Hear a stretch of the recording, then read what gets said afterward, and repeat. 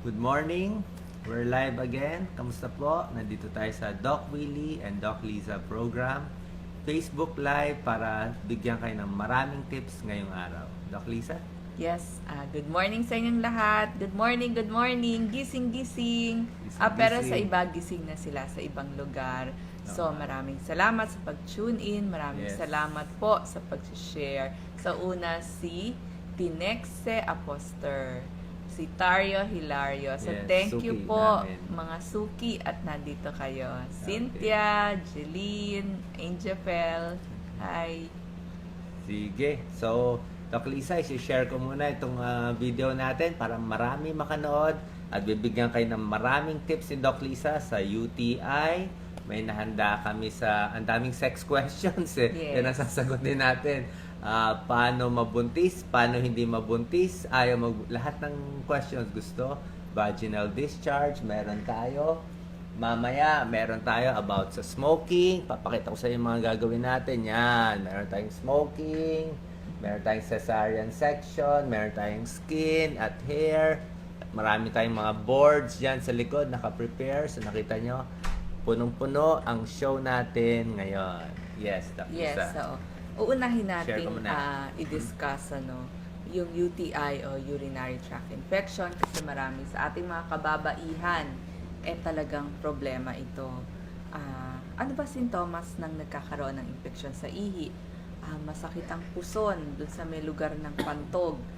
Masakit o mahapdi o mahirap lumabas yung ihi. Mararamdaman nyo rin yan. Tapos mapapansin nyo, sobrang dilaw ng inyong ihi. At saka mapapansin nyo maamoy din. So mapapansin nyo very concentrated.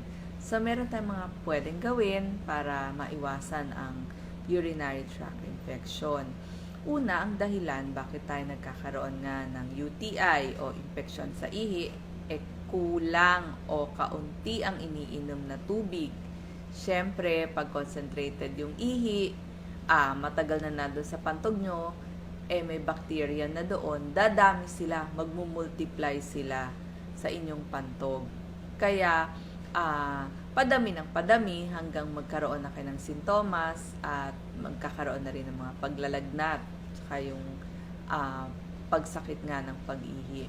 Kasi marami sa ating mga kababaihan, lalo na kapag lalabas ng bahay, ayaw iinom para daw hindi sila magsi-CR sa labas, hindi po pwede yung ganon. Kahit nasa labas tayo, marami namang mga public CRs, magdala lang kayo ng tissue paper, tapos meron din, pwede naman kayong maki-CR sa mga fast food kung kayo ay nasa biyahe. Kung may sariling kotse, pwede tayong dumaan sa mga gas station. Maabala lang pero importante yon. Kung kayo naman namamasahe, di ba, ang dami naman natin diyang mga fast food. Pwede kayong maki-CR dyan. So, hindi dahilan ang paglabas para hindi mag-CR.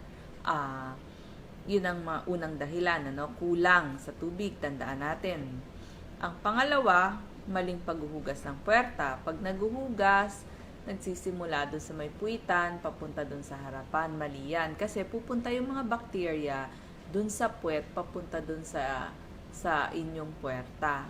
So, dapat pabaliktad. Puwerta muna, papunta sa likod para hindi papasok ang bakterya doon sa ating puwerta.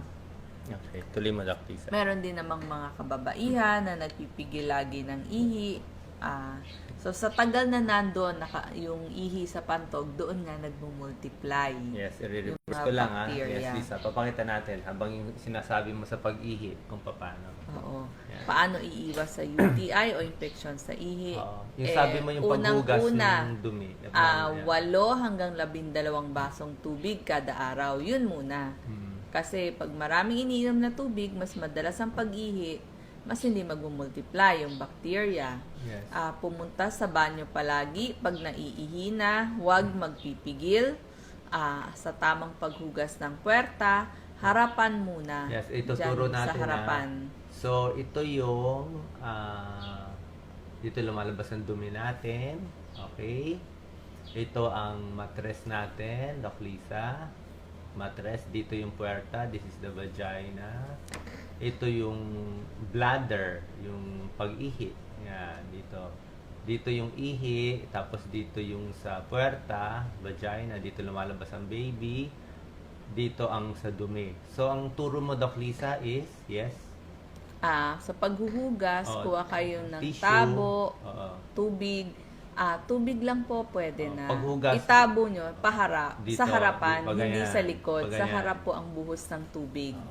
Oo. Kasi pag pinunasan mo mula dito, Sa puwet, papunta sa papunta puwerta. dito, pupunta yung dumi mula dito, papasok sa puwerta, papasok sa pantog, kaya nagkaka-urinary tract infection. Pag yung dumi pumunta naman dito sa puwerta, magkaka-infection dito, magkaka-vaginal discharge. Okay? Ito yung anatomy ng babae, pinapakita ko ha. Ito yung sa puwet, ito sa harap. So, tatlong parte yan. Ito yung bladder, pantog, na makakapa sa harap. Ito, dito lumalabas yung sa ihi. Ito yung uterus, matres. Dito lumalabas yung dito yung sa bata, kung buntis. Dito rin sa vagina. At ito yung sa dumi, dito lumalabas ang dumi. So, dapat hiwalay itong tatlo para hindi mag-i-infect. Okay? Yes, Doc Lisa, tuloy mo. Oo, tapos doon sa mga may asawa na, pagkatapos po makipagtalik, mas maganda maghugas din ng puwerta. Oo. Maghugas, tubig, tsaka yung sabon pangligo nyo, yung mild soap lang, banlawan, tuyuin para makaiwas tayo sa mga cystitis. I-explain natin kasi pag nagtatalik, ito yung ginagamit, di ba? Ito yung puwerta. So, minsan nagkakaroon ng dumi-dumi dito. Pag hindi pag hindi ka nagwiwi, minsan yung dumi dito pumupunta dito. Pag nagkaroon ng bacteria dito sa pantog, magkakaroon kayo ng UTI. Ito ang pang UTI, urinary tract infection. Kaya pagkatapos magtalik, sabi ni Doc Lisa, kailangan umihi ng isang beses para yung mga bacteria dito, itong tinuturo ka, itong mga bacteria dito sa dulo, mahugasan palabas, lumabas lahat. Kaya kailangan uminom ng 8 to 10 glasses of water para hugas na hugas ito. At hugasan lagi. Hindi pwede hindi naghuhugas. Yes, Doc Lisa. Tatanungin nyo, pwede ba buko or cranberry juice? Okay naman, pwede naman. Pero kailangan maabot pa rin natin yung 8 basong tubig. So, hindi ka naman makakainom ng 8 buko maghapon. So, buko, cranberry, pandagdag din yan. Pero meron pa ding tubig. Jessa, humarap Yan. ka dito. Ang Oo. camera ka. Yan. At Sige. paano malalaman kung nagka-infeksyon sa ihi? Merong test. Mura lang po to, mga 50 pesos. Urinalysis ang tawag dito. Dalhin nyo lang yung humingi kayo ng lagyanan dun sa laboratoryong malapit sa inyo. Tapos, kukuha kayo ng sample ng ihi. Palabasin nyo muna yung unang labas ng ihi. Yung medyo gitna ang kukunin nyo o sasahurin ninyo. Tapos, yun yung isasubmit ninyo sa inyong laboratorio. Pagdating ng hapon, may resulta na yan. So, ipakita sa doktor ano ang naging resulta ng inyong urinalysis. So, ganun. Tapos, may ilang questions Reverse na to. tayo doon sa mga nagtanong kay Doc Willie. May kaugnayan na rin. Infection naman dun sa may puwerta o lagi siyang may vaginal discharge. Yes. Bukod nga dun sa mga sinabi Ang natin. question ng Oo. karamihan ng mga nagko-comment sa atin, paulit-ulit yung question Meron daw siyang vaginal discharge, hindi ko nabigay yung pangalan, initials na lang, RJ, babae. At ginawa na daw niya lahat, nagpa-check na daw siya sa doktor, binigyan siya ng tableta, hindi daw gumaling, gagaling yung vaginal discharge, babalik na naman. Tapos, pina-check siya ng blood sugar kasi yung mga diabetic nagkaka-vaginal discharge, meron pa rin. Tapos, naghugas daw siya ng bayabas sa tubig. Doc Okay Lisa. po yun. Okay. Oo, kasi may antibacterial property ang dahon ng bayabas. Yes. Pwede po yun. Siguro may dagdag tips lang tayo, no, para hindi pa ulit-ulit yung vaginal discharge mo, RJ. Papakita ko yung board natin. Sige. Maghuhugas nga ng puwerta twice a day. Lala, Kung pwede, reverse ko muna. Reverse. 2 to 3 times a day. Okay, ulit Lisa. Ito pa yung mga dagdag tips natin kay RJ. Doon naman sa vaginal discharge. Sige. So, tinuturo natin. Hugas ng puwerta 2 to 3 times a day gamit Yes, maligamgam na tubig, tsaka yung mild soap, yung kung ano na yung sabon mo pang ligo. Yes, Doc Lisa, pwede mo ako sabayan kung ano yung mga pinapakita ko para yan. Sige. Oo. So, ito yung sa daanan sa puwerta, hindi lang Oo. dito sa labas. So, pag naghuhugas sila, anong gagamitin dito? Yes. Maligamgam na tubig or kahit cold water, tsaka isang mild soap. Pwede Tender Care, Johnson's, Ivory. Wag na po yung may mga glutathione, wag na po kasi nakaka-dry po yun eh. Ang Oo. pinapakita Mild soap lang. natin, ito yung sa puwerta, Oo. ito ang Cervix, uterus, oo. ito yung cervix, Kuwelyo. yes, kuwelyo ng matres. Tapos ito pinaka-matres, yan, malaki yung matres, no, makapal. Tapos pag nagbuntis, nandito yung baby, nasa loob yung baby. Pero mamaya na natin na papakita yung ko yan, pagbubuntis. Okay. Tapos, isa pang tip, bumili ka ng RJ, bumili ka ng cotton panties. Ganun din, papalit din ng panty 2 to 3 times a day. Bakit cotton? Kasi siya yung mas mahangin, mas mabilis matuyo. Lagyan natin Hindi tulad ng ibang tela kasi pag nabasa, lagi ng moist may moisture na doon. So, ayaw natin ng maraming moisture. Gusto natin laging dry. Huwag po kayong gagamit ng panty liners dahil dito sa panty liners mumultiply yung inyong mga bacteria. So, wag na wag po kayong gagamit ng panty liners. Pag po may menstruation lang po, yung mga end days ng menstruation nyo, dun lang gagamit ng panty liners. Napakarami nang nag-allergy at nag-infeksyon. Okay, ako naman, Doc Lisa, pakihawak naman itong pwede. So, yan. Marami nagtatanong po sa atin. Ito yung favorite question ng mga tanggalin ko lang itong mic. Hawakan ko yung mic. Okay. Karamihan nagtatanong sa akin ganito. Paano daw gagawin niya? Let's say meron siyang partner, tapos nakipagtalik sila. Tapos, yun na nga, hindi sila gumamit ng protection. Paano daw hindi mabubuntis? Paulit-ulit yung tanong, umaabot ng libo. Diba? So, explain natin bakit nagbubuntis ang isang tao at ano yung pwede nyong gawin para hindi mabuntis kung ayaw nyo mabuntis or yung gusto naman magbuntis, pwede rin. Okay? Papakita natin ang ating model dito. Doc Lisa, pwedeng focus ba natin? Medyo malapit. Yan. Si Doc Lisa, aking camera woman. Kinakabit ko ang mic. Ito yung matres ng babae. Okay? Ito yung ayan, ang makapal na matres, di ba? Kitang-kita. Muscle yan Maganda tong model natin. Muscular. This is very muscular. Ngayon, kung marami ka ng anak, like ikaw, Jessa, ilan ba anak mo? Dalawa. Pag maraming anak, nababanat na to, lumuluwag na siya. Medyo lumuluwag na siya. At ayaw natin masyado maraming anak na, ang tip kasi, numinipis ito. Numinipis yung uterus. Pag manipis to, mabilis siya mapunit. Delikado yon. Kaya pag 5 anak mo, sobra panipis ng panipis. Pero kung wala ka pang anak, ito, makapal yan, matigas. Okay? So, ito yung matres. Tapos, ganito nangyayari. Siyempre, sa kababaihan, every month, ito yung fallopian tube. Pakita natin, Doc Lisa. Okay? Ito yung ovary, tinatawag. At yung babae, bawat buwan ay nangingitlog. Meron siyang egg na lumalabas. Yun yung egg. I-focus natin ito, Lisa. Yan, lapit mo yan. Pakita natin yung egg sa loob. Yan. Corpus luteum, oocyte, nagiging, iba-ibang stage yan tapos nagiging egg. Pag may regla ka, mula siguro 12 years old hanggang 50 years old, bawat buwan, lalabas yan dito, yung egg. Paglabas dito, iikot-ikot siya dito, akyat siya sa fallopian tube. Yan, gumagalaw yan. Kita mo yan, gumagalaw. May daanan. Okay, may daanan. Pupunta sa dito. Pwede hanggang dito lang siya. Tapos, pag nagtalik naman, lalaki at babae, ito, siyempre, nagtalik yung lalaki. Dito, pakita mo dito, Lisa, sa may vagina. Okay, siyempre, lalabas yung semilya ng lalaki dito. Okay? Pag lumabas yung semilya ng lalaki dito, pwedeng pumasok dito sa kuwelyo ng matres, papasok dito sa uterus. Okay? Nandito yung egg cell, nandito yung sperm cell. Pwede sila makita dito. Pag nagdikit yung sperm sa egg, bata na yun. Fetus na yun. Baby na yun. Ha? Pag nag-meet yun, hindi mo na mapipigilan yan. Nag-meet na yun Tapos pag nag-meet yung dalawa, pupunta sila dito, magdidikit sila dito. Babahay sila to. Kaya tinawag na bahay bata. Tapos, lalaki ng lalaki yung bata. Pag laki ng bata, magiging bata.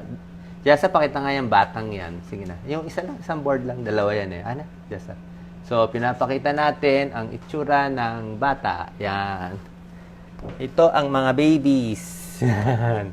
Magiging baby na siya. See? Ang ganda ng model natin, ha? Para lang to sa inyo. Ang ganda, oh. See? So, ito yung baby, nasa loob. Ito yung matres na pinapakita kong maliit. Kita mo, laki na, oh. Laki na ng matres. Ang nipis na, eh. Okay? Tapos, pag manganganak, lalabas dito. Papakita natin to, Doc Lisa, paano lumalabas yung baby. Yan. Ang baby, pag nasa loob ng nanay, yung ulo dapat nakaharap sa may puwerta. Para yun na ulo.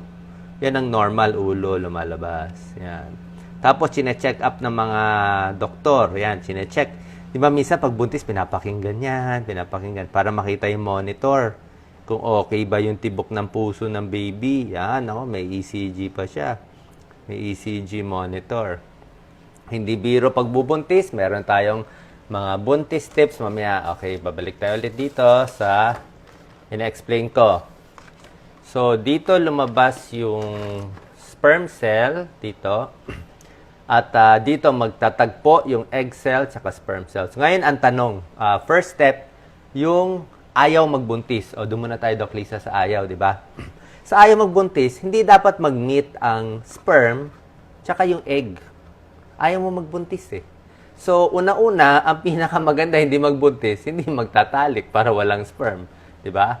Ang second, walang choice yung mga kalalakihan. Sa lahat na nagtanong sa akin, sa lahat ng nakikiusap, kailangan gumamit ng condom. Kasi pag, ito yung sa lalaki, kailangan may condom siya. Meron siyang protection. Diba? Kasi pag walang condom, talagang pag lumabas yung sperm dito, magbubuntis siya talaga. Hindi mo maiiwasan yun. Lalo na kung sasapul dun sa ovulation. So, no way. One is to use a condom. Second, para hindi magbuntis, gagamit ng pills ang babae. Pag gumamit ng pills ang babae, ang mangyayari, hindi mangingitlog. Walang egg. Hindi mangingitlog yung babae. So, kahit lumabas ang sperm dito, wala namang wala namang egg yung babae. So, hindi rin magbubuntis. Pero yung paggamit ng pills, kailangan tuloy-tuloy, 28 days. Hindi pwede yung iinom ngayon, makakalimutan mo. Hindi pwede ganun. Kailangan tuloy-tuloy siya. Okay? So, one is use a condom. Second, gumamit ng pills para hindi Tsaka yung pills din, medyo binabago din niya yung itsura ng uterus at pinipigilan din niya konti yung pagpasok ng sperm. May tulong din naman yon. So, yun ang two ways. Ngayon, kung sasabihin nila, nagtalik na, anong gagawin afterwards? Kung nagkita na yung sperm and egg, nagdikit na dito, paano mo pa hindi matutuloy yung pagbubuntis? Bakit nakasimangot si Doc Lisa? Paano natin pipigilan? Nandito na eh. Wala na pong choice. Wala nang choice. Hindi na po matatanggal, ay may baby na kayo, titiisin na lang natin, mag-iipon tayo ng pera. Kasi, pagtatanggalin mo yan, abortion na yun. Diba? Pagtatanggalin mo yan, abortion na yan. Kung iinom ka ng mga pamparegla sa Quiapo, bawal yon. Kasi yung mga pamparegla, gagawin niya, mali po to yung mga pamparegla, papahilabin niya yan. Papahilabin. O pag pinahilab mo, kawawa yung bata. Madudurog yung bata, kawawa. Kaya huwag matigas ang ulo, gumamit ng condom, baka 20 pesos lang, gumamit ng pills. Yung mga withdrawal, hindi rin effective yung ganyan. Tapos mag-withdraw, hindi rin ganun ka-effective eh. So, yan ang paraan para hindi magbuntis. Okay? Any questions, Doc Lisa? Bago ko ituloy, upo ka muna. Yan. Parang gustong-gusto nila yung topic natin eh. Kailangan kasi alam ng kababaihan, ng mga... Ang dami nagtatanong eh. Ikaw, anong tanong mo, Jessa? Yan ang mga tinatanong ng kabataan eh. Mapusok kasi. Hindi ka nagpipills. Tsaka si Jessa, kaya ilan na anak mo? Dalawa, yan, tuloy-tuloy. So, doon naman sa gustong magbuntis, may mga paraan. Yes, nandito naman tayo pabaliktad. Yung mga gustong-gusto magbuntis, di ba? Sa mga gusto magbuntis, merong mga technique. Ang technique, syempre sa lalaki at sa babae. Sa lalaki, dapat, marami yung semilya nila dapat. Di ba? Hindi pwede low sperm count. Kasi kung low sperm count, kulang yung bala. Tapos, may technique pa. Papakita natin ulit, Doc Lisa, may technique. Turo to ni Dr. Kate Howard. Magaling si Kate Howard Sabi niya, pag magtatalik, maganda, i-release ng lalaki dito sa may dulo yung semilya. Diba? Hindi pwede sa labas. Pag sa labas, hindi aabot So, banda rito. Okay? Tapos, ang gagawin ng babae, okay, dapat nakahiga siya. Ito, kunwari ito, Doc Lisa, pakita natin na close up, yan. Yan na, pareho din yan. Ito yung puwerta, ito yung matres, di ba? So, nag-release ng sperm dito. Paano magbubuntis? Nakita niya, iikutin ko inikot ko. Yung babae, humihiga siya. Ito yung sa puwet niya, higa. Yan. Pag nakahiga, nakita nyo, mas maganda, naiipon yung semilya dito, mas may chance pumasok. At gagawin nyo pa, kung gusto nyo magbuntis talaga, maglagay ng unan sa puwet. Unan. Yan, dalawang unan. Kita mo, umiikot pa. So, may unan sa puwet, nakabaliktad dyan. For 30 minutes, ganito pwesto nyo. May unan sa puwet, for 30 minutes.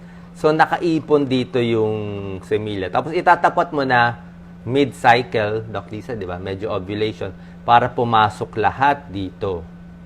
Okay? Mas malaki ang tsansa magbuntis ang babae. So, yun. Kahit konti ang semilya, tsaka dapat maghihintay siguro mga 3 days. 3 days muna yung lalaki na hindi naglalabas ng semilya para nakaipon, tapos papasok dito.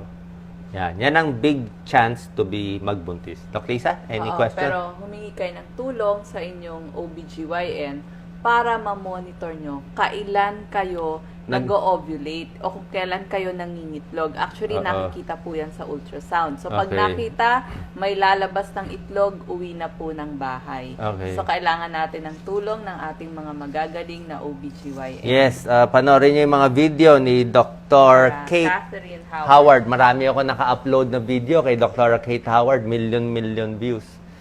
So, baka meron silang dagdag tanong bago ko iwan yung topic. So, i-replay nyo na lang. Sa mga nanonood po, please share. Paki-share itong post kasi pag share nyo itong post natin, maraming makakanood. Lalo na yung mga kabataan na number 1 tayo sa teenage pregnancy sa Pilipinas. Sa buong Asia tayo, so medyo nakakahiya So, bakit ganun? Yung mga kabataan, 16 years old, 18 years old, nagbubuntis na, hindi pa ready. Mamaya, ang topic natin, ano yung mga high risk, yung mga delikado magbuntis, kung sino delikado ipapalo.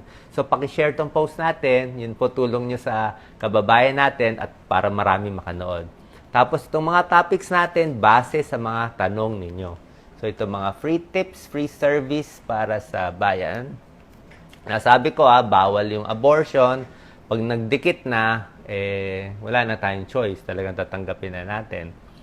At ito, yung ano daw mga safe dates, Doc Lisa? Kailan daw ligtas na hindi magbubuntis? 'Di ba? Oo, yun ang common question nila. Anong araw dapat meron tayong calendar alam mo ba, Jessa, kailan ang safe, hindi safe? Dapat kasi regular yung menses ng babae. Siguro mga kung 28 days ang menses ninyo, 'di ba? So ang pinaka-safe yung pagkatapos magregla. Let's say, nagregla day 1. Regla niya, 5 days, day 5. Mula day 5 hanggang mga day 10, safe yun. Maiksi lang 5, day 5 hanggang day 10. Yung day 1 to day 5, may menses pa yun. Day 5, baka wala na lumalabas, konti na. So, day 6 to day 10, safe ka. Kasi normally, nag-ovulate sa 14 Pagdating sa 14, di ka na safe. Tapos, bibilangin mo yung malapit ka ng reglahin din. Pero dapat regular yung nyo. Let's say, alam nyo, parating na yung regla, ilang araw na lang, alam mo, every 25 ng buwan, dumarating regla. So, medyo safe ka mula 20 to 25. Pag regular ang menses mo. Pero pag hindi regular, yun na nga, baka matsambahan mo ng mali. Mas maganda gumamit ng condom or pills. Yun lang ang paraan para hindi magbuntis. Okay? Next topic, Doc Lisa? Oo. May questions? Yes. Wala naman. Pwede daw bang gumamit ng Colgate panghugas sa puwerta? Naku, wag niyo pong gagawin Colgate? yan. Maa-allergy po kayo. Yes. Ang Colgate ay para sa ipin. Mahapdi eh. Mahapdi. Oo. Papangit yung balat nyo. Papangit yung balat. Tsaka tubig lang. Pinakamaganda. Water. At saka mild soap. Oo. Kundi mamumula yung sa ari. Okay? Reverse ko lang. Next topic natin. Kung gusto nila ang topic natin, Doc Lisa. So, ano ba tayo? Pregnancy na ba? Tutuloy ko na ba? Pregnancy na tayo? O, ito, gusto niyo po to sa mga magbubuntis. Ito, unahin ko na. Yung pregnancy, yun ang gusto nila eh. Yan. Sige. Napalapit.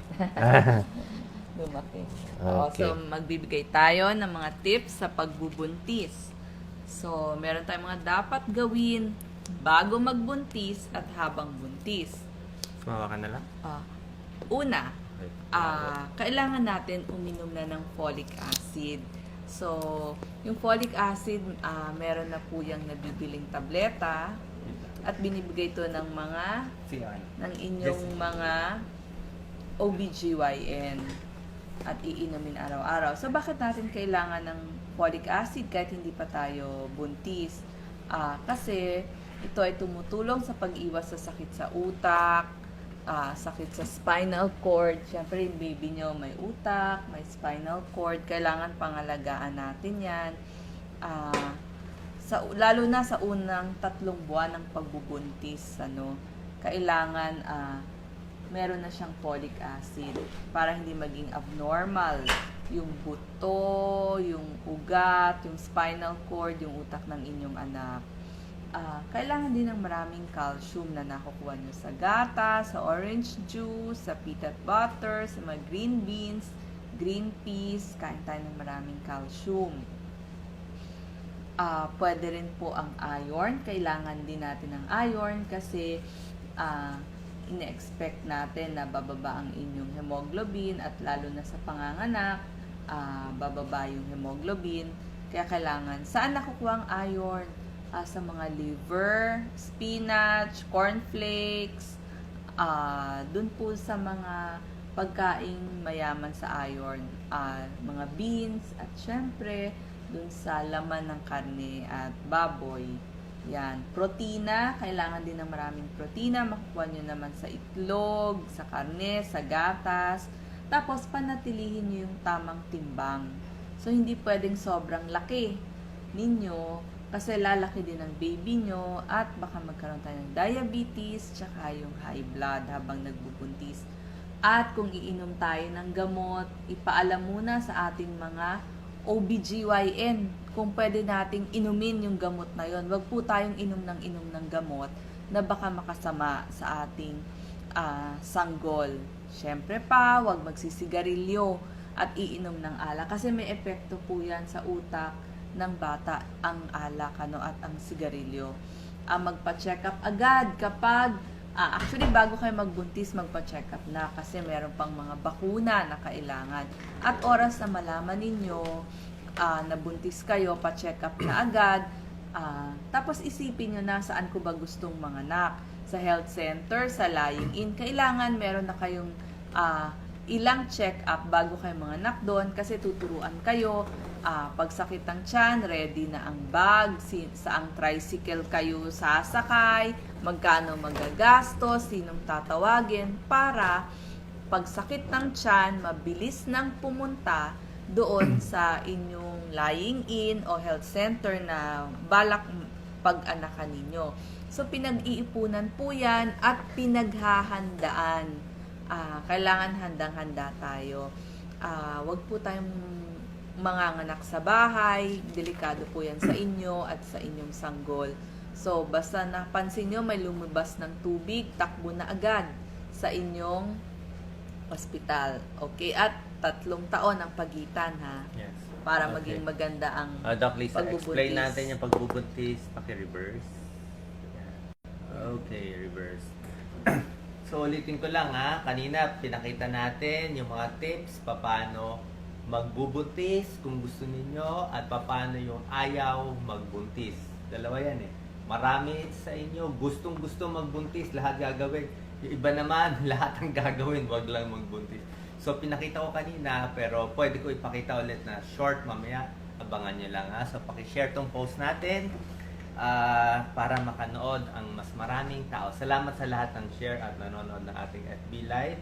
So ito po healthy pregnancy. Kanina sinabi ko, sino yung mga high risk? Okay? Huwag po magagalit ha, sasabihin ko lang ang tunay. Ito kasi ang alam ng buong mundo. Ito yung mga high risk pregnancy. Hindi ko naman sinasabi huwag kayong magbuntis. Pero ano yung delikado? Medyo delikado. Okay? Medical po to eh. Medical. Alam ko, yung iba kasi sasama loob. Number 1, pag lampas na ng 5 baby, okay? Kung pang 5 na yung anak ninyo, medyo high risk na. Kasi katulad na sinabi ko, medyo manipis na yung matres. Pakita nga dito. Ilagay mo lang dyan sa yan. Pag 5 na kasi yung baby nyo, medyo ninipis na to. Pag 5 babies na nila. Kunin ko lang yung mic ko para mas malinaw. Okay, kinakabit ang mic to. Pag 5 na yung anak ninyo, high risk na eh. Panipis na to ng panipis. Ito maganda oh. Ano pa to? Walang anak to. Kasi ang kapal eh. Kapal ng muscle. Pero pag ang dami mo ng anak, magiging manipis na. Oh. Parang ganito. Panipis na ng ano. Anipis na ng ano. Uterus. See, anipis na yan. Manipis na siya. Pag kumakapal. So, yan ang high risk ha. Ang second, yung mga nanay na edad 35 years old and above. Pag lampas 35 years old, medyo high risk na. Hindi naman sinasabi hindi na dapat magbuntis. Pwede pa naman. Pero mas mahirap na. Una-una, mas na high blood. Mas nagkaka-diabetes. Diba? Tapos tumataas yung risk ng mga abnormality sa bata. Nakita nila to. Hindi naman sigurado. Kung ang mga 25 to 35, maliit ang chance magkaroon ng abnormal na baby, Down syndrome, siguro wala pang 1%. Pero kung 40 years old na o may edad na yung nanay, mas malaki na syempre yung chance. Paano syempre, medyo matanda na rin yung mga egg, di ba? Kahit yung katawan. So yan ang mga high risk, 5 babies, nanay over 35 years old, tsaka yung mga kabataan, less than 18 years old, high risk for magkakaroon ng komplikasyon sa pregnancy, meron pang namamatay. Kaya nga sabi nila, Doc Lisa, di ba, ang mga buntis, ang isang paa nasa hukay. Tunay po yan, hindi po biro yan. Risky ang pregnancy. Isipin niya, ay okay lang buntis. Hindi siya simple. Kung nakalusot kayo sa pagbubuntis, pasalamat tayo sa Diyos na okay. So yan mothers over 35, high, yung mga may diabetes, yung mga may high blood, high risk din yan. Tapos yung sa check-up, sinabi na nga ni Doc Lisa, every 2 months, kung normal kang kababaihan. Pero kung high risk ka, every month ang check-up mo. Check ang blood pressure, blood sugar, tapos yung timbang. Ang mga vitamins and supplements, sinabi ni Doc Lisa, folic acid, iron, calcium, and vitamin B. Tapos sa pagkain, Doc Lisa, nasabi mo na ba? Prutas, gulay, milk, yogurt, and cereals, maganda para sa kanila. At pinag-iiwasan nyo sa mga buntis, bawal na bawal. Sigarilyo at alak. Sigarilyo, alak, X. Alam nyo bakit? Pwede magkaroon ng bingot. Bingot, yung mga bata. Pag mabibingot siya. At yung mga mahilig uminom ng alak, naninigarilyo, magiging retarded yung bata. Mahina IQ. Pag pina-exam mo, hindi makasagot. Hindi makasagot. At iba, nagkaka-abnormality sa ulo. Nakakita ka na kayo ng mga bata, may mga bukol-bukol dito. Yun. Baka sa alak, baka sa sigarilyo, o baka nagkaroon sila ng infection. Sa mga kape, konting iwas-iwas din. Tapos yung warning symptoms natin, sinasabi ko hindi simple maging pregnant, isang paa na sa hukay, plus may Zika virus tayo ngayon Kalat ang Zika virus sa Pilipinas. Pag tinamaan tayo ng Zika virus, kagat na lamok, pwede maging maliit ang ulo ng bata, magiging abnormal siya for life. Sobrang gastos. Ang mga serious pregnancy symptoms na babantayan natin, yung humihilab. Nako, pag buntis kayo ngayon, naramdaman niyo humihilab ang tiyan, hindi okay yan. vaginal bleeding. Nagbuntis ka tapos biglang nagdugo. Hindi normal yan. Baka biglang manganak ka na. Nabutas yung tubig. May lumabas na tubig. Nako, leaking bag. Nahihilo. Not a good sign. Hindi makahinga. Lakas ng kabog ng dibdib. Hindi makalakad. O yung bata, hindi gumagalaw. Diba? Dapat gumagalaw yung baby pag hindi gumagalaw. So, papakita ko sa inyo yung mga komplikasyon ng pagbubuntis. Sana hindi mangyari sa inyo, pero ito yung mga possible complications na kailangan ng hospital agad, kailangan ng emergency agad, at kailangan bibiyakin yung tiyan ng nanay para hindi mamatay yung bata. Papakita natin, Doc Lisa. Yan. So, ito maternal conditions na kailangan operahan na at magpapacesarean na tayo. Pakita natin ito. First case. Look at this first case. Kita mo yung bata. Yan. Medyo matigas yung ulo ng baby. Dapat yung ulo niya nandito. Tingnan mo, Jessa. Maganda. Dapat yung ulo ng bata nandito. Yung paa. Kita mo, humiga siya. Humiga. Paano lalabas dito sa puwerta kung nakahiga? Humarang siya, matigas na ulo ng bata. Bakit humarang? Wala kang magagawa. Umiikot-ikot yung bata So yan, pag ganyan na nangyari sa ultrasound, bibiyakin. Hindi pwede sa bahay. Pag sa bahay, hindi lalabas yan kahit 5 araw maipaanak mo at pwedeng mamamatay yung bata, mamamatay yung nanay. Second, ito nangyari kay Doc Lisa. Yung ulo ng bata, mas malaki sa sipit-sipitan. Doc Lisa, tama ba?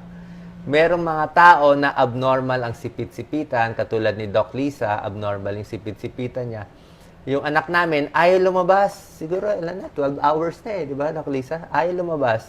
So, kawawa naman yung bata. Pwede rin malaki ulo. Tapos, ang liit nung baywang. Okay? Ikaw, Jessa, lumabas ba agad baby mo? Normal ka? Normal. Normal. So, yan pwedeng ganyan. Kaya hindi biro-biro ang nagbubuntis. Yan dalawas, agad yan. Kailangan cesarean section. Tignan nyo nangyari dito. Ito po, delikado itong nangyari dito.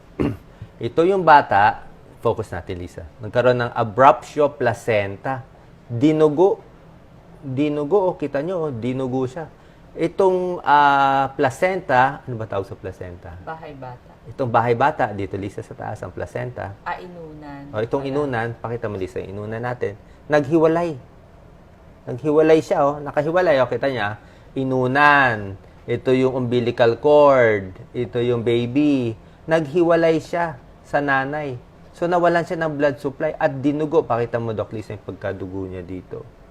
Ang ganda ng, ang ganda ng natin, model, dugo. Delikado po yan. Pwedeng mamatay ang nanay dito. Humiwalay. Bakit humiwalay?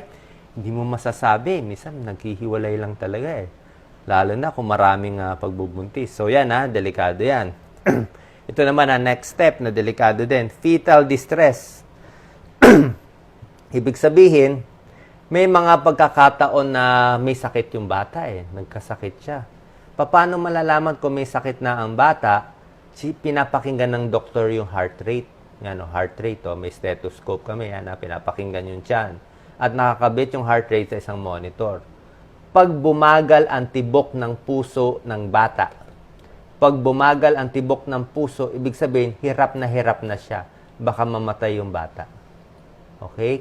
Pag mabagal yung heart rate, biglang bumagal, ibig sabihin, hirap yung bata, kawawa ang bata, kailangan manganak na agad or else may mangyayari sa kanya. Kaya hindi biro-biro Kaya wala tayong pera gumastos ng ganito, mag-isip ng 2-3 beses bago magdadala ng bata sa mundo. Ito naman, isang komplikasyon din, placenta previa. Ang inunan, yung placenta, masyado malapit dito sa puwerta, sa cervix. Masyado malapit. Kaya yung ulo ng bata, naipit niya, inipit niya yung sa placenta. Dinugo tuloy. Ang ganda ng model natin, dinugo. That's placenta previa. Bleeding din yan. Vaginal bleeding. Kawawa din yung bata kasi ito yung blood supply niya. Okay? At ito yung huling nangyayari na nakakatakot din. wala yung focus eh. Yan, nakakatakot po to. Umbilical cord, yung umbilical cord, lumabas. Lumabas sa puwerta. Lumabas, oh. Lumabas siya. Paglabas, naipit. Dito dumadaan ang dugo ng bata. Pag naipit yan, masasuffocate siya. Masasuffocate, kawawa. Yung sa anak namin, yung panganay namin, umikot yung umbilical cord sa leeg. Umikot sa leeg. Kaya na cesarean agad si Doc Lisa. Kita nyo, ang daming komplikasyon. Kaya sinasabi ko sa iyo, maswerte kung yung bata ay ulo na una, walang komplikasyon kasi isang paa nang nagbubuntis ay nasa hukay. Ang dami nangyayari dyan, namatay yung bata. Okay? So, yan ang mga pag-iingatan natin pag nagbubuntis tayo. Tapos, ang promise ko kanina, ipapakita ko lang konti yung paano gagawin para magbuntis sila. Yung mga gusto pa rin magbuntis, sinabi ko lang, special request nila, ipakita natin to. Special request. Ito yung uterus, ito yung matres, ito yung sa puwerta. So, pag lumalabas, dapat yung semilya dito dapat lalabas at dapat yung babae nakahiga. Hindi pwede nakatayo yung babae pag nagtatali kasi pag nagtayo, lalabas lang to. Useless. Useless, di ba? Lalabas. Dapat pumasok dito eh. So, para pumasok, dapat nakahiga. Yan, pinakita natin. Nakahiga siya, lying down. Yes, lying down siya. Yan. So, nakahiga siya. So, dito lalabas, mag-iipon dito. 30 minutes to 1 hour. Focus mo pa, Lisa. 30 minutes to 1 hour, higa lang para mag-ipon. Pero mas maganda pa, maglagay ng unan sa puwet. Pag naglagay ka ng unan dito sa puwet, tataas to. Kaya taas yung puwet. Pag ganito, yan. Tinataas natin yung puwet. Yan. So, nakataas na yung, dalawang unan siya. Ang nangyayari dito, nakaipon siya ngayon. Ang semilya nakaipon, mas papasok siya dito. Yan, focus natin. Mas papasok. Yan. Papasok siya dito. Okay? Yan ang tips para magbuntis. Next topic, Doc Lisa. So, inuulit natin, recap lang dun sa sinabi ni Doc Willie. Gusto natin, age mga 25 to 35 ang pagbubuntis. Ayaw din natin dun sa mga sobrang bata, lalo na ang mga teenagers. Kasi kulang sila sa nutrisyon, maliit pa yung katawan nila, magiging malnourished din yung kanilang magiging anak. Ayaw natin yon ano. Tapos, check up bago magbuntis. At habang nagbubuntis, kasi marami tayong bakuna na kailangan, lalong-lalo na, kailangan natin na sabihin kung tayo ay hepatitis B o kung hindi natin alam, ipapacheck kayo ng doktor. Kasi marami pong nanay, hindi alam may Hepa B sila. May magagawa po kapag may Hepa B kayo. Tuturukan na kayo ng bakuna para yung anak ninyo ay hindi mahawa. Kasi kawawa naman ng baby, habang buhay din siyang may hepatitis B. Okay. Tapos, iwan doon sa mga may sakit na may mga tigdas, bulutong tubig. Iwasan natin magkasakit tayo habang tayo nagbubuntis. Huwag mo nang pumunta sa mga matataong lugar, mga malls, kasi ayaw nating magkasakit habang nagbubuntis. Okay. So, ang next topic natin, meron tayong tips sa skin, tsaka tips sa smoking at sa bata. Anong unahin natin, Doc Lisa? Pwede siguro yung skin sa ka skin. Or sa smoking mo na? Skin ka Ikaw, muna. anong gusto mo? Una ka? Pwede mag-skin ka muna. Sige. Okay. Sige. Papakita natin to mga ginagawa nating model. Ang dami ko po na-prepare sa inyo, Kung may special request kayo, kita mo yung mga board natin yan, Hindi ko pa to nadi-discuss yung iba, blood pressure. Yan. I have more than 100 boards. Cause ng pag-eedad, pwede ko rin yan i-discuss. Next time, cause ng cancer. Cause ng diabetes. Kompleto tayo. Cause ng headache. Cause ng sakit sa tiyan. Lahat yan, pag-uusapan natin dito sa Facebook Live. Kita nyo? Siyam lang to sa ating maraming boards. So, dito tayo kay Doc Lisa. Papakita natin sa skin. Siguro, gusto nyo dyan o dito na lang ulit? Ayan, patong natin dito ang skin. Yan, ang favorite. Sige. Discuss natin. Yan. Yes, Doc Lisa, paano magkakaroon ng magandang balat? Oo, ito ang ating balat, ano? Ang topic natin ngayon ay paano hindi kumulubot ang ating balat. Nako, problema talaga natin yan. Kung pwede ngang iwasan ng pagkulubot, sana maiwasan natin. Pero bago ang lahat, kailangan malaman muna natin bakit kumukulubot. Ito ang ating balat.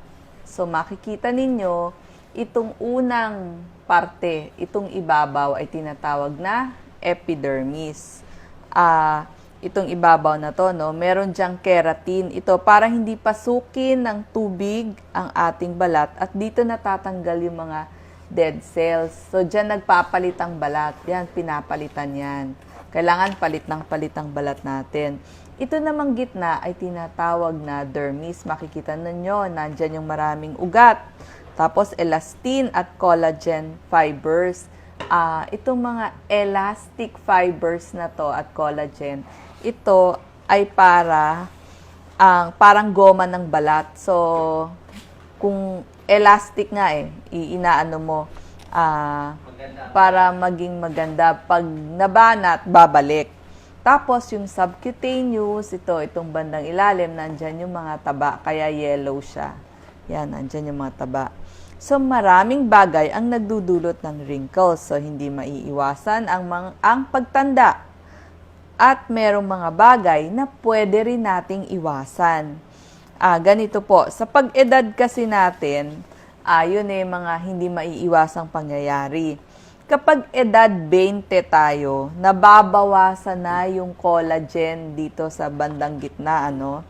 Kaya nagsisimula ng lumuwag ang ating balat. So nagsasag na. Medyo mapapansin nyo may konti ng wrinkles, medyo kukulubot na.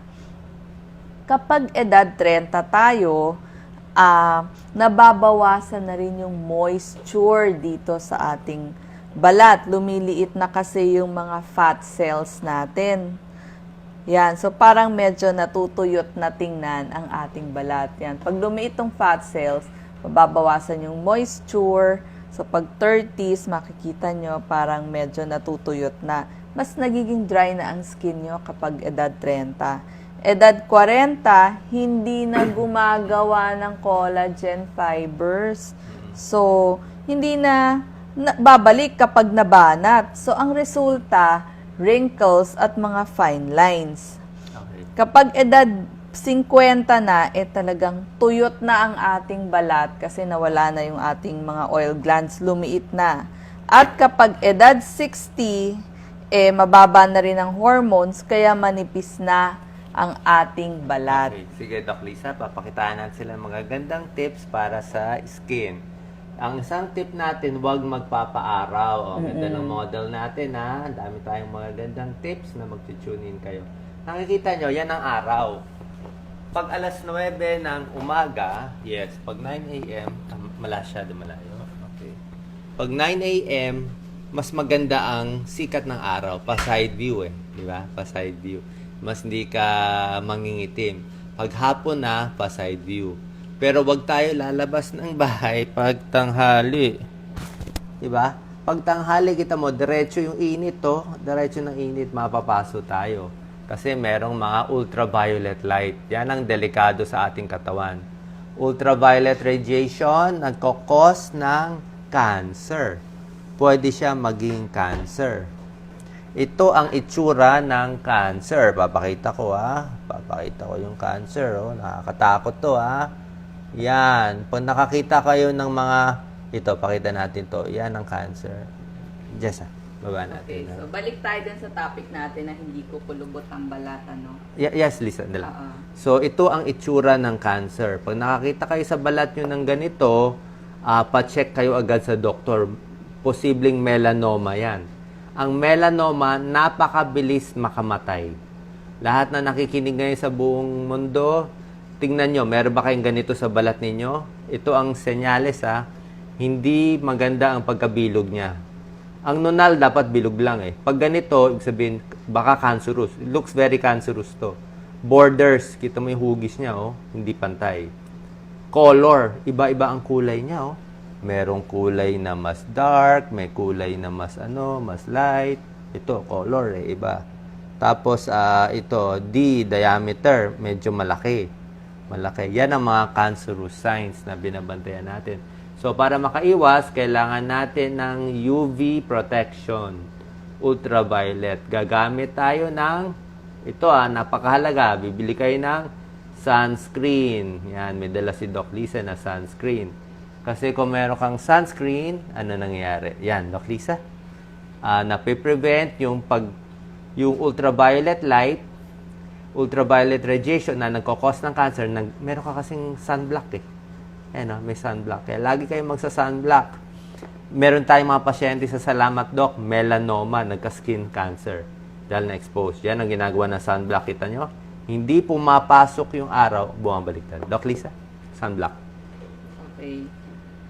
Sunblock po para din sa iwas cancer, pero mas gusto natin siyang gamitin para hindi po kumulubot ang ating balat. Yan. So, kailangan tayong mag-sunscreen. Kailangan medyo dadamihan natin ang paglagay, wag po nating titipirin. Oo. Tapos, mas maganda sana kasi natutuyo din to every 2 to 3 hours, maglalagay ulit tayo ng sunscreen. Lalo na kapag tayo nasa beach o kaya naman lumalabas sa arawan. Tsaka alam nyo ba, ang ultraviolet rays,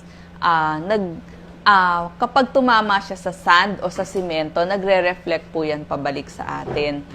Oo. So, kaya, yung epekto ng ultraviolet rays, makukuha pa rin natin. So, anong tip natin? Maglakad tayo dun sa kung merong mga lilim na lugar, kung may mapuno, may bubong, doon tayo maglakad. Kasi nga po, nagre-reflect ang ultraviolet rays from the sun, magre-reflect dyan sa ating simento at tatama sa atin.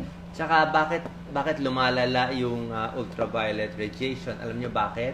Dahil sa climate change. Dahil umiinit ang mundo natin, gumagamit tayo ng mga kotse, itong mga carbon monoxide, umiinit yung mundo natin at nabubutas, numinipis ang ozone layer. Di ba, meron tayong ozone layer. So, numinipis siya, kaya pasok yung ultraviolet radiation, kaya pag naarawan tayo, mas matindi, mas nagkakos ng cancer.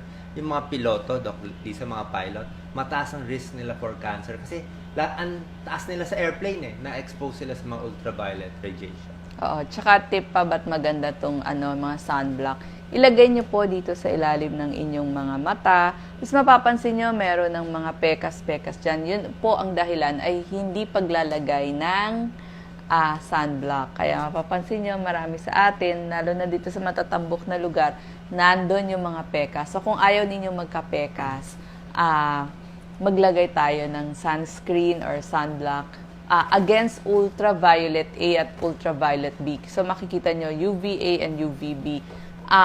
Ito 30 lang po, SPF 30. Pero pwede nyo pong gawin hanggang SPF 50. Kung office lang naman kayo, pwede na ang 30. Pero kung talagang lalabas kayo, mas maganda yung SPF 50 na ang gagamitin nyo. Okay. So, maraming salamat. Meron akong napakagandang topic ngayon na I'm sure gustong-gusto nila ay tungkol sa smoking at ano yung mga dangers ng smoking. Tanggalin natin ito. Okay. Sige. Pumunta ito, Lisa. Ratings konti. Abang ito natin. Off-cam. On-cam. Okay. Batiin natin sila Kato Chiaki, si Emir Balowalowa, Ignacio Dak. Thank you sa panonood at pag-tune in. So, si kay Thunder Mantikao, Princess Juliana Marie, sabi nila meron daw SPF 100. Yes, lalo na kung pupunta kayo sa beach. Masyado makapal, mamumuti. Yun na nga, yung 30 pag office lang naman kayo or bahay lang. Beth Kirante, Purita Erenio, si Heavily Cos, si Joy Singian Enriquez. Okay. Yes. So, meron ako magandang tip sa paggamit muna ng sunblock. Tayo, matipid tayo mag-sunblock, di ba? Ang nilalagay ko, ganito lang. Let's say, ito, SPF 30. Pag konting-konti lang nilagay mo dito, parang nag-SPF 5 ka lang. Hindi parang 30. Kasi ang nipis baliwala Ang tunay na SPF, kailangan pinupuno daw to, dalawang daliri. Pupunuin mo to. Pag pinuno mo yan, ganyang kakapal na sunblock, bago ipuno mo, bago mo makukuha yung SPF 30, kaya magastos. Ito na, Lisa, tips Tsaka natin. kahit nasa malamig kayong lugar ha, maglagay Okay. din kayo ng sunblock kasi hindi nyo pansin yung rays ng sun eh. So akala nyo, ay okay naman, malamig. Hindi. Mas sunburn pa rin kayo. So ito, papakita natin about the smoking tips. Reverse please, Doc Lisa. Okay, yan. Okay, internet natin ngayon ha. Hindi pa tayo nasisira ha. That's good. Ito po ang pinakamagandang tips ko na hinanda sa araw na to. Sa mga naninigarilyo, hindi lang po sa mga naninigarilyo ha. Katulad natin, hindi nga tayo naninigarilyo, may kasamahan tayo naninigarilyo. May coworker tayo naninigarilyo. Di ba? So, ito ang nangyayari. Okay, yan ang sa katawan natin. Maraming masamang epekto ang smoking sa buong katawan. Katulad dito sa utak at dito sa buong body. Pakita natin, yan sa baga. Ito ang baga ng taong healthy. Di ba? Healthy lungs to. Healthy lungs. Ito naman sa mga naninigarilyo, smokers lang. Oh. Kita nyo, sirang-sira. Oh. Nasisira. Maraming komplikasyon ang smoking. Ang unang komplikasyon ay magkakaroon tayo ng napakaraming plema. Ayan ha. Medyo nakakadiri ha. Kita niyo yan ha. Ito yung lungs natin. Ito yung normal lungs natin dapat. Pero imbis na magkakaroon tayo ng normal lungs, magkakaroon po tayo ng chronic bronchitis. Kaya yung mga smokers, tuturuan ko kayo mamaya paano titigil ang paninigarilyo. Nakikita niyo po to? Plema yan eh. Plema. Yellow, orange, uhog, plema. Kaya pag umubo kayo sa umaga, pagising sa umaga, lalabas to lahat, lalabas, ang daming plema lalabas. Ito ang mucus glands, excess production of mucus. Huwag kayong magtaka kung marami kayong plema araw-araw kasi meron kayong chronic bronchitis dahil sa paninigarilyo. O kahit hindi kayo naninigarilyo, kung yung asawa nyo naninigarilyo, kung yung tatay, si nanay naninigarilyo, yan ang chronic bronchitis. Ang daming plema, smoker's cough yan. Mahirap gamutin. Mahirap gamutin, dapat iwas sa paninigarilyo. Ito po, sa mga naninigarilyo or na-expose, mas nakakatakot din to. Ito yung tinatawag na emphysema. Ito yung naging sakit ni Dolphy. Meron siyang emphysema. Sa emphysema, imbis na magkakaroon ng normal, ito ang normal lungs Ito, yan ang normal na baga natin. Ang nangyari sa baga, lumobo. Naging balloon. Lumaki siya. So, lumobo ito. So, nag-dilate at kung titingnan nyo ang itsura ng lungs, dapat ganito lang ang itsura na lungs, nasira siya, lumobo. Ang tawag po dyan, emphysema. Ito yung mga hirap huminga, naka-oxygen, at kailangan gawin. Marami lumalapit sa akin yung mga smoker. Doc, anong gagawin ko? Anong gamutan sa emphysema?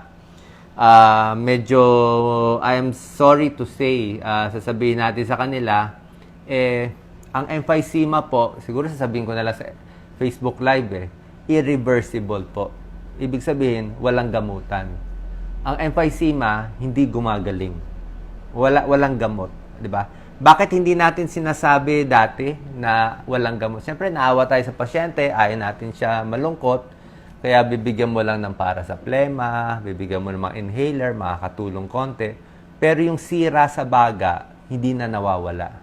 Oras na magka-emphysema, habang buhay na. It's irreversible. Bakit ko kayo sinasabihan ng totoo? Bakit ko kayo tinatakot? Kasi nga marami sa inyo hindi naman naninigarilyo. Marami sa inyo gusto tumigil. 'Di ba? Kaya huwag kayo lalapit sa amin na may sakit na kasi useless na Irreversible na siya. Oras na yung baga nyo, pakita natin, nag-expand na, wala na po yan. Wala nang pag-asa yung ganito.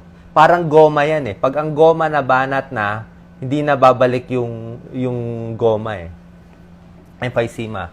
Ito pa ang mas iniingatan natin sa mga smokers or exposed sa smoking. Ito po, nakakatakot to. This is lung cancer. Yan ito yung lungs natin. May tumubo ang nakakadiri tumubo. Lung cancer. Yan, maraming may lung cancer. Dati I think si Jam, di ba? Yung sikat na sa internet, nagka-lung cancer siya. Bronchoscopy yan. Ito yung actual picture ng lung cancer. Pakita natin, Doc Lisa. Yan ang actual picture. At itong lung cancer, kumakalat. Kumakalat sa kulani, sa lymph node, sa leeg, minsan sa utak. Okay? Bukod sa lung cancer, babantayan pa rin natin sa mga smokers is stroke. Maraming smoker, stroke. Ito yung utak natin, ha? Yung mga may high blood. Tingnan nyo nangyari. Sa taas ng blood pressure ninyo, dahil sa high blood, biglang pumutok. Pumutok. See? Yan, pumutok eh. Yes. Yan. Pumutok siya, oh. Kaya na high blood siya. Yan. Tapos, isa namang problema, pwede rin magkaroon ng mouth or throat cancer. Yan, mouth or throat cancer. See? Nagkakaroon. Jessa, pakibukas naman yung dalawang bintana. Kulang tayo sa lighting eh. Yan. Sige. Yan, mouth cancer naman yan. So, delikado din yan. Isa rin complication is heart disease. Sakit sa puso. Nagkakaroon ng bara sa mga smokers. At yung mga naninigarilyo, nagkakaroon din po ng ulcer. Gastric ulcer. Nabubutas yung tiyan nila. No? Ang laki ng ulcer. Pinakita ko last week. At pwede rin magkaroon ng bladder cancer. Yan. Cancer sa pantog. Bladder. Nakadiri. Ito yung pantog. Tapos may cancer. At huli sa lahat, ang binabantayan natin, magiging abnormal yung bata kung naninigarilyo kayo. Ayan, hawakan ko na lang, Doc Lisa. Puka. Yan. Magiging abnormal yung bata. Yan. Ito yung baby. Nakikita nyo siya. Nagiging abnormal eh. Ito yung maternal blood supply. May fetal risk eh, sa mga smokers. Yung carbon monoxide sa smoke, magiging maliit yung bata, low birth weight, at magkakaroon ng mga premature death. Meron na mamatay na mga bata. So, magbibigay tayo ng mga tips kung paano ititigil ang paninigarilyo. Yes. Yes, sir. Okay. Ayan na. Alam nyo na yung mga complications natin.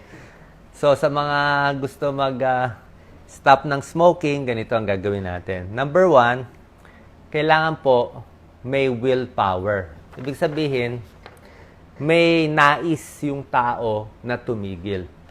Pag yung tao mismo, ayaw, sasabihin niya, gusto ko pa rin manigarilyo, okay lang sa akin. Wala pa siyang willpower eh. Pag wala pang will, i-convince muna natin, kakausapin natin, papanood nyo ng FB Live, ipashare nyo itong post natin, at ihanda nyo yung sarili nyo pag ready na kayo. Pag ready na yung tao huminto, ihanda yung sarili, pagpasyahan, planuhin maigi, at gagawa po tayo ng quit date.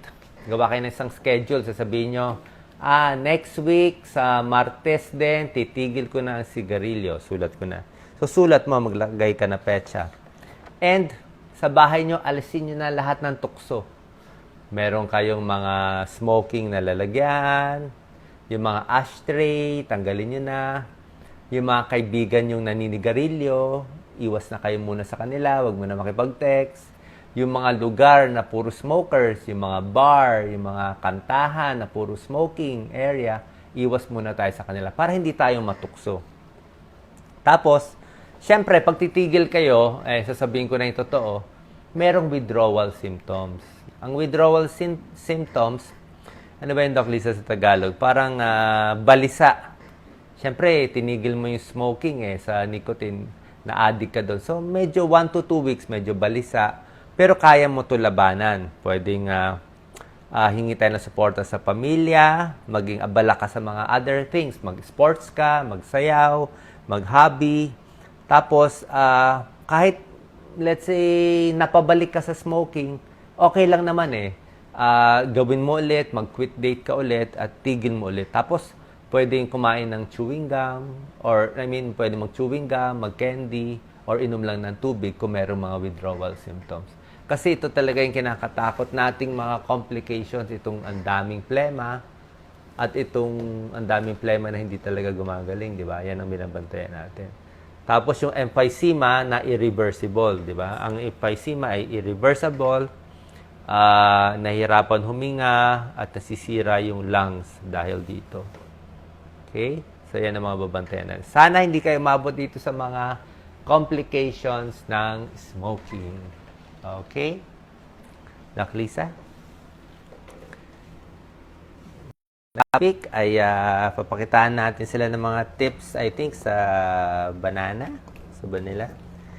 Meron ako mga banana tips dito. Yan. Okay. Yan. Banana tips para sa ating kababayan. Ito, gustong-gusto nila to. Sigurado malalike. Jessa, pa-close naman ulit yung lighting natin para hindi sila... Banana, unang-una. Oh, hawak-hawak ni Doc Lisa. Payat ito eh. Oo Kaya nga eh. itong ginagamit sa mga gustong magpapayat. Gustong magpapayat. Banana at saka nilagang itlog. Pag gusto nyo mag-diet. Yes. Maraming benefits po ang saging. Para sa akin, siya yung pinakamasustansyang prutas sa lahat. Explain natin, ha? Ito yung saging, ha? Okay. Unang-una, itong saging natin, mga 6 inches to, around 90 calories. Hindi naman siya nakakataba. 90 calories lang siya. Meron siyang vitamin A, meron siyang vitamin B, meron siyang potassium. Ang potassium niya marami, 360 milligrams. Ito yung lakatan. Meron ding latundan, meron ding saba. Ang number 1 purpose ng banana ay para sa, marami siyang benefits eh. 10 benefits ng banana. Ang number 1 is para sa may ulcer, sinisikmura, masakit ang tiyan, kumain ng saging. Bakit? Ang saging kasi, ayon sa Journal of Nutritional Biochemistry, proven po to, meron siyang parang antacid siya sa tiyan eh. Tumatapal siya sa tiyan. Meron siyang component na leucocyanidin. Itong leucocyanidin, tumatapal siya sa sikmura at nababawasan yung gasgas. So, lahat ng may ulcer, masakit ang tiyan, may gastritis, may hyperacidity, maasim ang tiyan, subukan to. Uminom ng tubig, kumain ng saging, pantapal to sa tiyan. Number 2, ang saging para na siyang multivitamin. Di ba? Wala kayong pera bumili ng multivitamin. Automatic multivitamin tayo dito. Ang dalawang saging, may laban na siya sa pag-inom ng isang multivitamin. Kasi marami siya. Meron siyang vitamin A, B, C, calcium, zinc, carbohydrate, potassium, magnesium. Parang siyang multivitamin. Mas healthy pa. Number 3, ang saging maganda sa puso. It's good for the heart. Yung lahat ng pasyente kong may sakit sa puso at umiinom ng gamot, meron kayong gamot na iniinom sa puso, lalo na yung mga umiinom ng pampaihi, kailangan nyo ng saging. Bakit? Ang saging may potassium eh. Ang potassium kailangan ng puso para tumibok. Pag walang potassium, hindi titibok, delikado. Maraming namamatay sa hypokalemia. Alam niyo hypokalemia? Hypokalemia, nakakamatay, mababa ang potassium. Ang gamot, saging lang. Although merong mga tableta, K-Lite, wala natang kalium ngayon. So, bananas good for the heart. Tsaka wala siyang cholesterol. At ang saging din, nakakabawas ng stroke. Hindi ka may stroke dito sa... Bakit? Nai-stroke ang tao kung mababa ang potassium. Pag bumaba po ang potassium nyo, magiging abnormal yung tibok ng puso. Biglang kakabog-kabog yung tibok ng puso. Jessa model. Okay, kunin natin. So, pag mababa ang potassium mo, mas makabog yung puso. Pag makabog yung heart natin, ito yung model natin. So, pag makabog itong heart natin, let's say makabog, low potassium, magiging fast heartbeat, yung dugo niya mamumuo, aakyat sa ulo, at mai-stroke yung pasyente. Pag na-stroke yung pasyente, katulad ng pinakita ko doon kanina, dudugo yan, magbabara, delikado. So, ang saging, para sa ulcer, heartburn, hyperacidity, para siyang multivitamin, 2 saging, 2 bananas a day, keeps Doc Willie and Doc Lisa away, keeps the doctor away. Saging, good for the heart. Saging, good for the brain. Iwas sa stroke. At ito ang pinakagusto nyong tip. Pwede mapatong, Doc Lisa, para hindi ka mapagod. Ang pinakang gusto nyong tip sa saging, good for stress. Good for nervyos, stress, insomnia. Pag yung anak nyo, si Junior, ayaw pumasok sa school, ninenervyos, bigyan mo ng kalahating saging, bigyan mo ng tubig, after 30 minutes, papasok na yan sa school. Proven siya, Doc Lisa. Nasa psychology yun. Mga psychologists and doctors, they recommend that. Bakit siya maganda para sa nervyos? Ang saging po merong tryptophan. Ang tryptophan, ko-convert ng body into serotonin. Alam na alam to ng doctors. Ang serotonin, ito yung antidepressant eh. Antidepressant siya. Ito yung happy hormones na pampasaya. Kaya pag malungkot kayo, iniwan kayo ng boyfriend nyo, kailangan nyo humugot, kain kayo ng saging, sabi ni Doc Willie, kalimutan na yung boyfriend, hanap na lang na mas maayos. Number 6, sa mga diabetic. Sasabihin ng mga diabetic, Doc, bawal. Okay? So, sa mga diabetic, sasabihin, Doc, bawal ang saging. Hindi naman. Okay naman ang saging. Ang saging kasi, hindi siya ganun ka nakakataas sa blood sugar.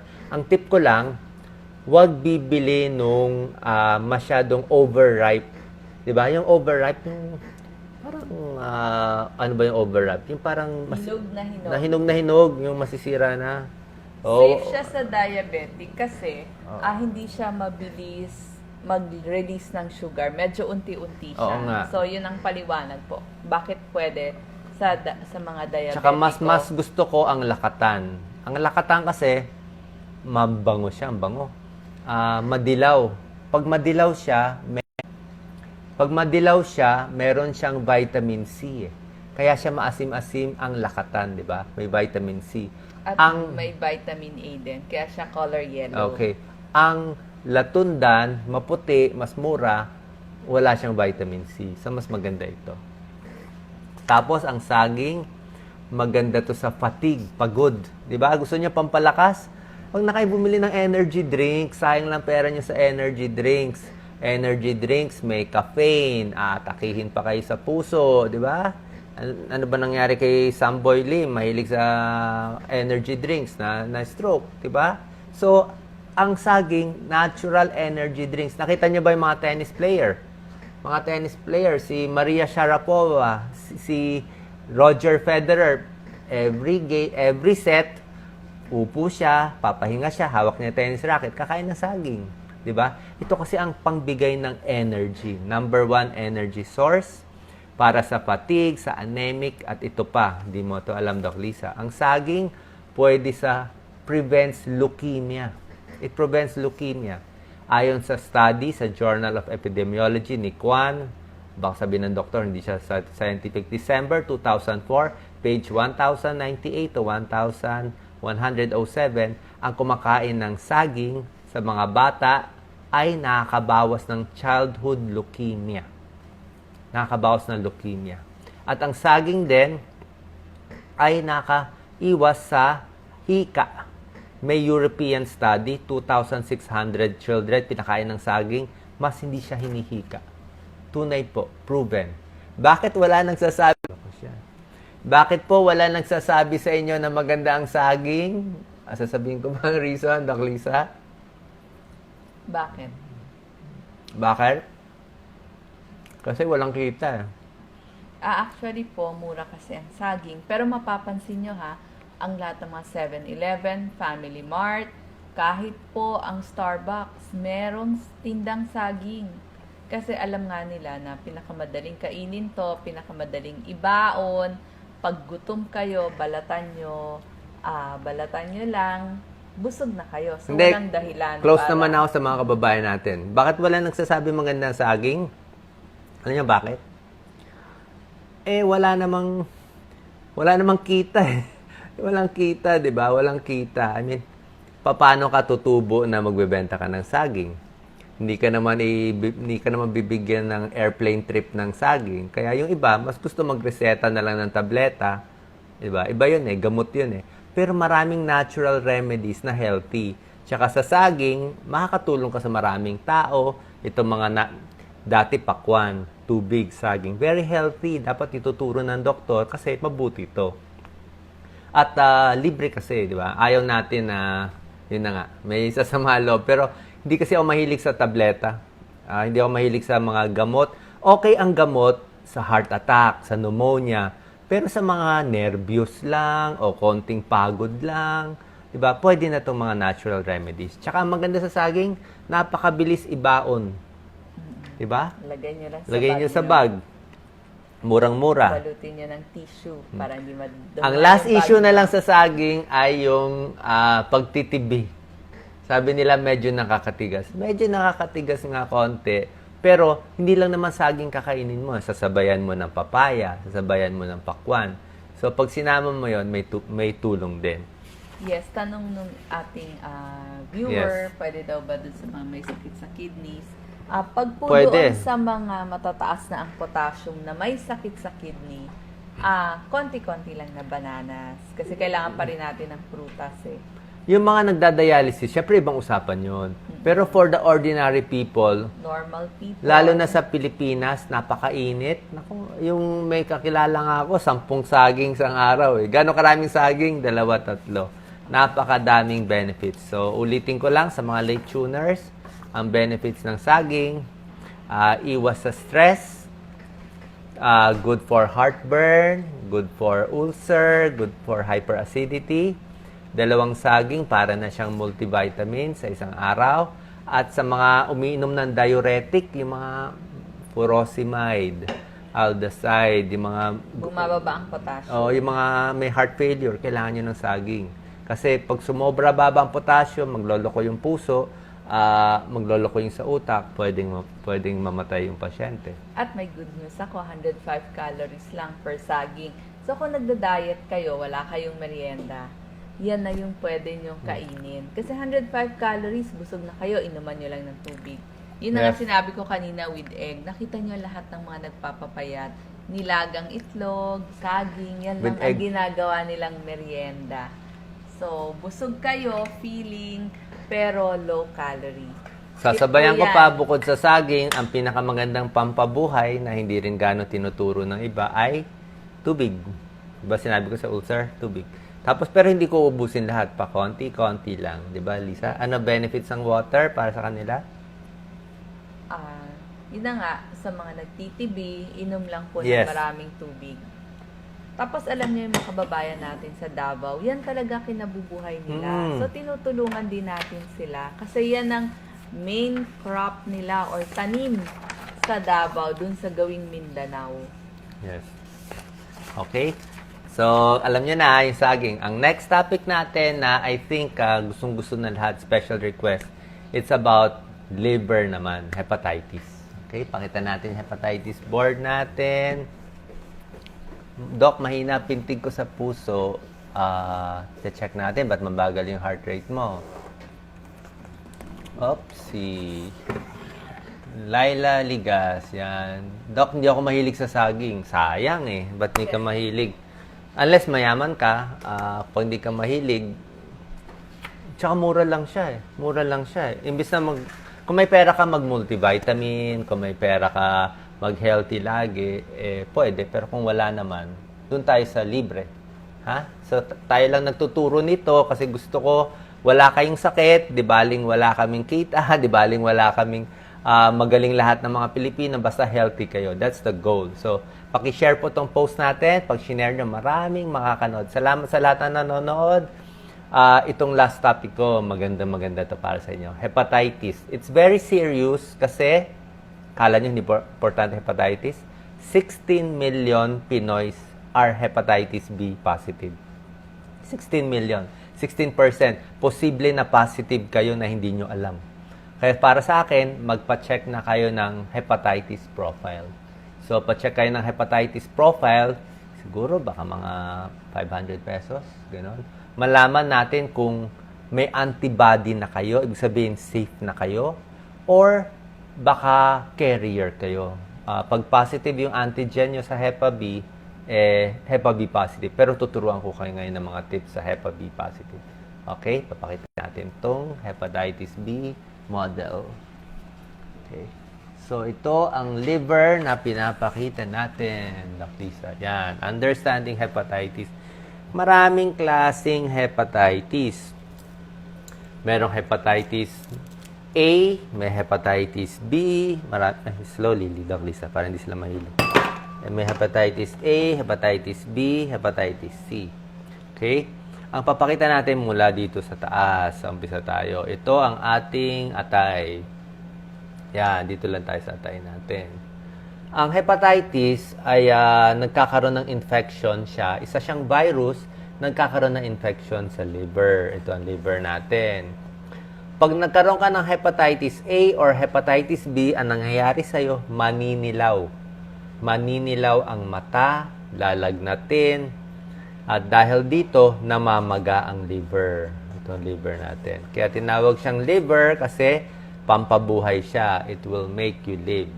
Diba? Paano natin nakukuha ang hepatitis? Papakita natin paano nakukuha. Ang hepatitis A at E, doon muna tayo sa hepatitis A at E, nakukuha to sa maduduming pagkain. Kain sa karenderya o yung mga hindi naghugas ng kamay. Pag dumumi yung pasyente, nandun yun. Hepatitis A at E. Yung mga foreigners pupunta sa atin, nagkaka-hepatitis A at E. Pero ang kinakatakot natin, yung mas serious yung hepatitis B, yung boy, yung hepatitis B. Ang hepatitis B, nakukuha sa dugo, sa sex, sa panganganak. Usually, yung nanay may hepatitis B, tapos yung baby magkakaroon na rin ng hepatitis B. Ano yung mga komplikasyon ng hepatitis B? Ito ang kinakatakot nating komplikasyon. Yan, medyo nakakadiri, no? Ito yung normal liver. Yan, no? Yan ang normal na atay, malinis. Nakita kayo na atay ng baboy, yan, malinis, oh. Pero pag nagkaroon kayo ng hepatitis B o malakas kayo uminom ng alak, pwede kayo magkaroon ng liver cirrhosis. Magbubukol-bukol ang atay. Magi-scarring ang mga atay. Ano, scarred siya. Diba? Ang pangit na tignan. Tingnan mo nangyari sa atay niya. Nagkasira-sira. Kaya para makaiwas sa hepatitis B, syempre sa pagtatalik, dapat maingat. Sa mga nanay, magpapacheck na walang hepatitis B.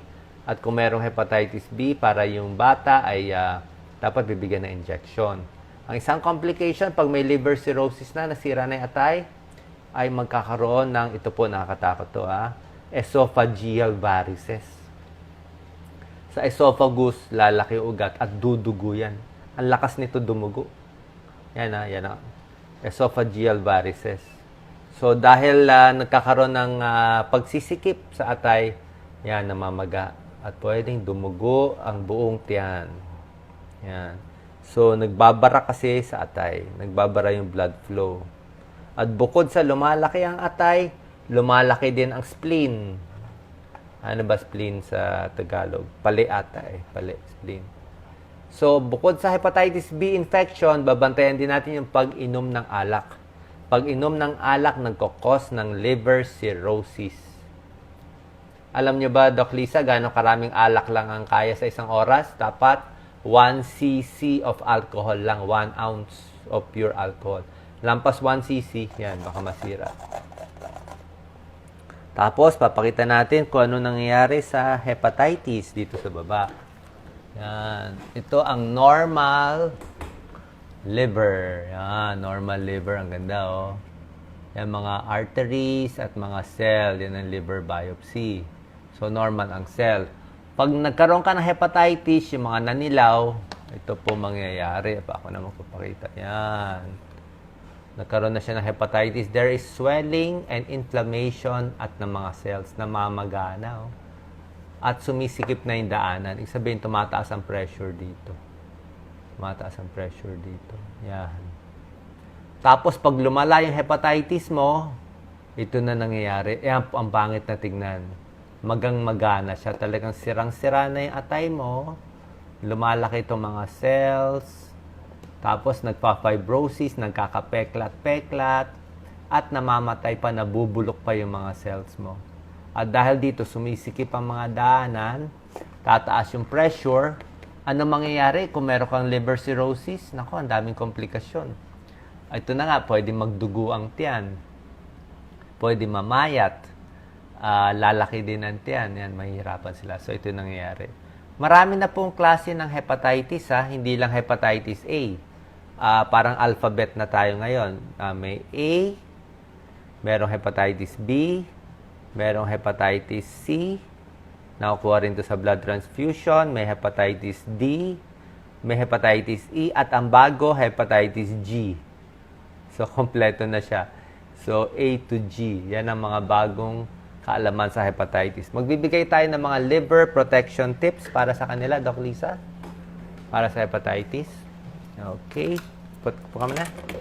Ito gagawin natin, para alagaan ang atay. Number 1 is iwas sa alak. Diba? Dapat iwas tayo sa alak. Meron ka ba tips, Doc Lisa? Marami nagsasabi, Doc, sabi niya, may hepatitis po ako o may liver problem ako. Anong alak ang pwede? Sabi ko, bawal ang alak. Sabi niya, hindi nga, Doc, ano nga yung pwede do sa pinagbawal mo? Ano na lang ang pwedeng alak sa Sabi ko, lahat bawal. Lahat bawal. Pati wine. Pati wine kasama siya Hard drinks. Ang hard drinks, sa walang sakit, pwedeng one shot ng hard drinks. Pwedeng isang kopita ng wine glass. Sa walang sakit, isang beer, isang araw. Yun lang ang pwede. Sa babae, yun lang. Sa lalaki, pwedeng 2 glass. Pero kung meron ka ng liver cirrhosis, hepatitis B, takwil mo na yung alak. Next time, si Jessa tumatawa. Ang lakas mo uminom, Jessa. Misa to si Jessa tatawag sa amin, Doc. Parang nakainom ka ata, Jess. Okay, number 2. Ingat sa mga medicines at supplement na iniinom kasi lahat to dumadaan sa atay natin. Kahit paracetamol So, pag may sirang atay mo, uminom ka ng gamot, baka ma-overdose ka. Number 3, sa mga may hepatitis B, to protect your liver, no smoking iwas sa mga party, iwas sa puyat, iwas sa pagod. Talagang alagaan mo sarili mo. Kasi oras na humina ang immune system mo, may Hepa B ka, pwedeng lumala siya.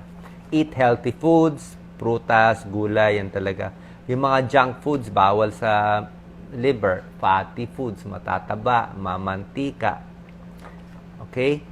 Tulog, kailangan matulog na 7 to 8 hours a day, tapos mag-exercise. Ito rin babantayan Sa mga may Hepa B, ingat po sa paggamit ng pag-share ng mga shaver.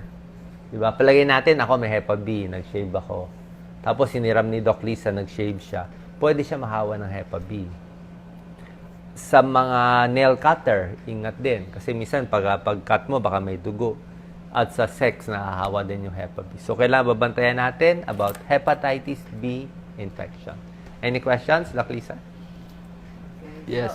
So, yung mga pang-manicure, pedicure set, Oo dapat nga. kanya-kanya din. Tama-tama, manicure and pedicure. Mag-iingat po kayo sa manicure and pedicure kasi hindi mo masabi. Baka yung nauna may Hepa B. May isa nangyari sa Amerika, sa dentista. Lahat ng pasyente nung dentistang yon nagkaroon ng hepatitis B. Kasi meron siyang pasyenteng may Hepa B, tapos hindi niya nililinis yung mga dental equipment. Kaya delikado pala sa dentista. Tapos ginamit sa ibang tao, lahat nagka-Hepa B. Oo, kalat. Kaya nasa dugo Kaya mag-iingat tayo. Siya sa mga dentist, lagi talagang sterile yung mga gamit natin dyan sa medical mission natin Okay? Any more questions, Dr. Lisa? Sa pagkain naman, ingat po tayo sa Oo nga. hepatitis A. Nakakuha po yan sa inumin at pagkain, katulad nito. Ito, yan, ang mga maduduming pagkain na iiwasan natin. Kasi kung yung nag-handle o yung nagbebenta ay merong hepatitis A at Project. hindi naghuhugas ng kamay, maaaring makahawa siya. Kaya ingat po tayo, tignan natin yung binibilihan natin, kung maayos ba siya, malinis ba siya sa paggawa ng pag-prepare ng kanyang mga tinitindang pagkain. Okay, ang dami tayo nabigay ng tips. Overtime na tayo. Meron ka pa bang gustong i-final tips, Doc Lisa? Meron pa akong abdominal pain Kakasya pa ba tayo dito? Overtime na ba tayo? Sige, meron ako last tip sa abdominal pain. Dali lang. Kunin ko lang yung board ng abdominal pain boards. Yan. Ikaw muna, Doc Lisa. Explain natin. Ito, dami natin mga tips. Pakita mo yung mga board natin sa kanila. Yan. Ang gusto nating mga board. Mga ituturo natin sa ibang araw. Tapos, madilim tayo ngayon. Dito na lang tayo muna, Doc Lisa. Okay. Yan. Final tip. Tulungan mo ako. Yun ang final tip natin bago tayo magpaalam sa kanila. So, yeah. See, model. Okay. Tanggalin natin ito. Yes. Marami sa atin ang sumasakit ang tiyan. Masakit ang tiyan. Pakita natin ha. Ito yung common causes ng abdominal pain. Okay. Last tip natin bago tayo magpaalam sa kanila. Overtime na tayo. So, ito ang mga tips natin. Pag nag-i-spasm, parang humihilab-hilab ang tiyan mo. Hilab-hilab siya. Spasm siya. So, ibig sabihin, baka colic lang yan. Meron lang humihilab.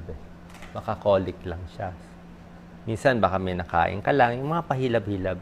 Paano kung nagtataik ka, tapos masakit ang tiyan mo? Gastroenteritis. May nakaing bawal. Ito yung sinasabi ko. Sa gitna ng tiyan at laging nalilipasan na pagkain, gastritis, ulcer. Yan na, tuturo ko mamaya. Sa may kanan, pag nasa may kanan, gallbladder stones. Okay? At pag sa kanan sa baba, appendicitis. Papakita natin yung model natin. Doc Lisa, bukas. Yan. You have questions? So ito papakita natin ang ating model sa kanila. Yan. Pag sumasakit ang tiyan mo, this is the stomach. Pag dito sa may kanan ay liver. Pwedeng liver. O gallbladder, na sa ilalim ng gallbladder. Pag ang masakit dito sa may gitna, ito yung belly button natin, puso dito sa taas. Baka ulcer yan Stomach po to stomach. Pag sumasakit dito sa kanan, sa baba, baka naka-reverse po sa inyo. Ito kanan ko to Pag kanan sa baba, nandito yung appendix. Ha? Kaya iba, ituturo yung kaliwa. Mali, walang appendix yung kaliwa. Dito yung appendix sa kanan. Tapos yung mahilab yung tiyan, mahilab. Small intestine to baka magtatai ka lang Mahilab siya dito. Okay? Tapos pag dito sa may puson, pag sa puson, sa kababaihan, merong uterus, baka sa pantog. At pag ang mahapdi naman ay sa pag-ihi. Pag-ihi, ang hapdi, baka may bato ka sa bato. Kidney stones o may dumadaan na kidney stones. So, yan ang possible causes ng sakit sa tiyan. Maraming mga causes sakit sa tiyan. At meron pa nga tinatawag na pancreatitis sa likod nito. Hindi natin mapapakita sa likod nito. Dito naman sa dibdib, nandito yung lungs. Tapos yung liver, yung kidneys natin nandito sa likod. Kidneys. Okay. Any questions, Doc Lisa? Bago ko meron ba silang gusto itanong?